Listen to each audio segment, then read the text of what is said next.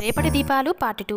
మా వంతుగా మా స్నేహితురాలి కొరకు 480 రూపాయలు ఇస్తాం అన్నారు మరియా గజగౌరీలు. నాన్నగారు మాలో ఎవరైనా ఒక పూట ఆహారం తెచ్చుకోకుంటే క్లాసులోని వాళ్ళందరం తలా కొద్దిగా ఆహారం తీసుకొని వాళ్ళకి పెట్టడం లేదా?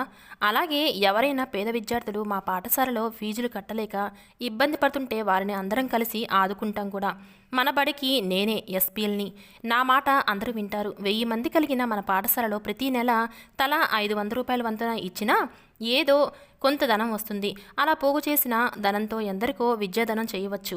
పెద్దల ఆశీర్వాదం ఉంటే చాలు అంది. అవునమ్మా, మీలా ప్రతి పాఠశాలలోని విద్యార్థులంతా ఐకమత్యంగా ఉంటే మన దేశంలో ఆర్థికపరమైన ఇబ్బందులతో ఏ స్థాయి చదువులైనా ఆగకుండా ముందుకు సాగుతాయి.